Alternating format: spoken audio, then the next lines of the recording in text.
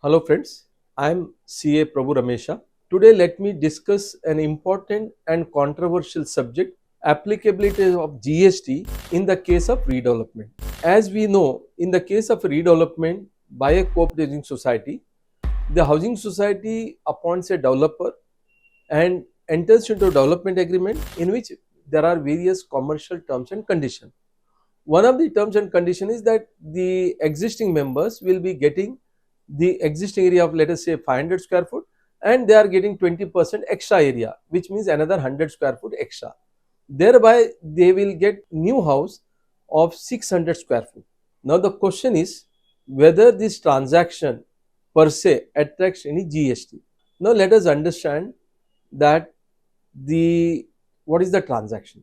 Transaction is the existing land and existing building as it is handed over to the developer for the purpose of demolition and then constructing the new building, and in turn the society and the members get again new house which is fully completed along with the OC, which means a theory or rather the assumption is I am giving an immobile property, as against that I am going to get a immobile property. Therefore GST should not be applicable. Whether earlier it was 500 square foot, now I am getting 600 square feet, irrespective of that, I should not be getting a GST because it is more of a barter against immobile property, is bartered against a immobile property, because I am taking the position only when the OC is received. This is in general the understanding. GST is not applicable. However, many of the developers at the time of giving the position of the flat, they demand 5% GST. Now, what is the reason of demanding the 5% GST? The reason posed by the developer is that when the building is constructed and at the time of OC, whatever is the unsold unit as well as the unit that he has agreed to sell it or rather allot to the existing members becomes completed product, and at that time under the reverse charge mechanism he is required to pay 5% GST on the flats, even though they have to be given free of cost to the existing members. So which means the builder's liability to pay that 5% GST. Now because he has to pay that 5% GST under the reverse charge mechanism, he demands that 5% from the existing members, and thereafter he gives the position. Whether it is legally tenable? The answer is it is not legally tenable. Why it is not legally tenable? Because when you have given the development agreement, you said they will give us free of cost the existing flat along with the additional 20% extra area. When the question of free of cost comes, all the type of taxes, whether approval expenses, whether the premium, all type of indirect taxes including the GST has to be borne by the developer. However, some of the developers make a harm twisting technique, and unless until the GST is paid, they do not give the position. Therefore, I have been advising all the societies that they should make a clear cut terms and condition in the development agreement, saying that all type of indirect taxes, current or future, will be borne by the developer and it becomes the cost to the project, and individual members will not be liable to pay such GST.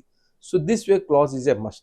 Now the question once again arises whether it is tenable for the builder or the government to demand even 5% reverse charge GST from the builder.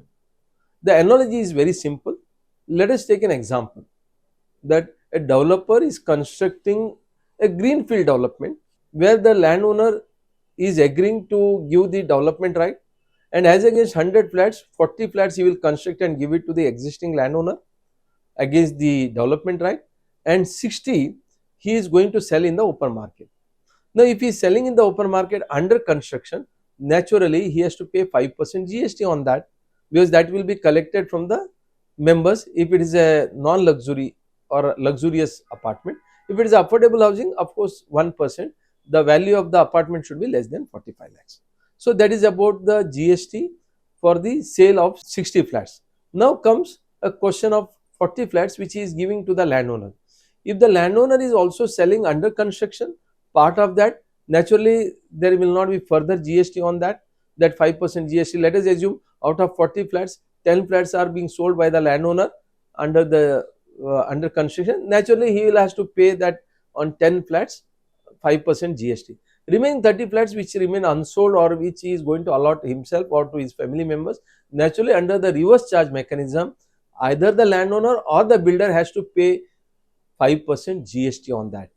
And here is the situation: if it is a builder which is going to allot 40 flats to the landowner after the project is completed, until such time landowner is not selling, which means on that 40 flats the developer has to pay under reverse charge mechanism GST.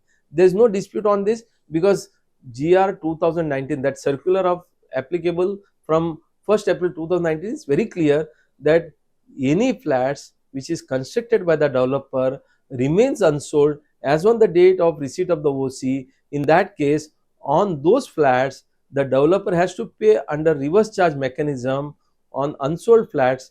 The value would be the value which is at the rate at which the flats are sold, first flats are sold in that project. So the first flats are sold in the year, let us say 2019, for rupees 8,000 rupees, and in the year 2024 when the project is completed the rate comes to, let us say, 15,000. In that case also GST is payable on the first sale, that is on 8,000 rupees per square foot. This is how the normal GST provision is there for the real estate.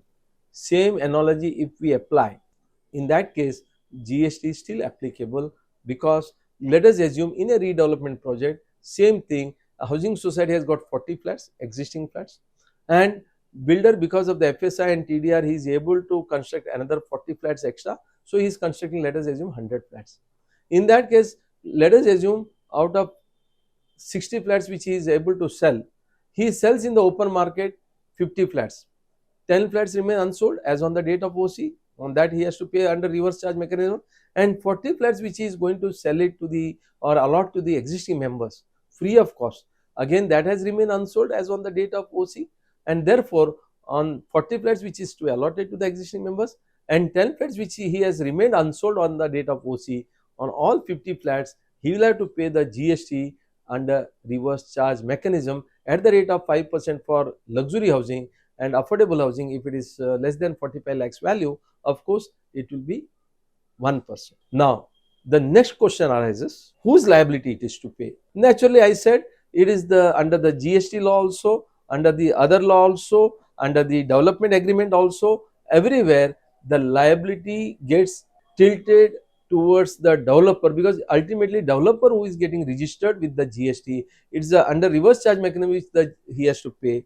Now only thing, because of the absence of the clarity of the terms, some of the developers for their own reasons try to arm twist, and the society is always compelled to make the payment, and people also come under the pressure.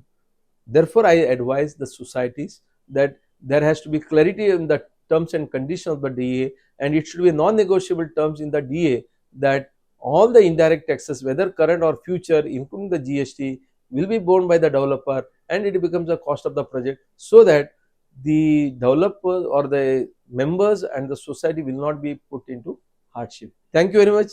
If you like this video, please subscribe to our channel, and please do visit our channel again and again for this type of informative videos. Thank you very much.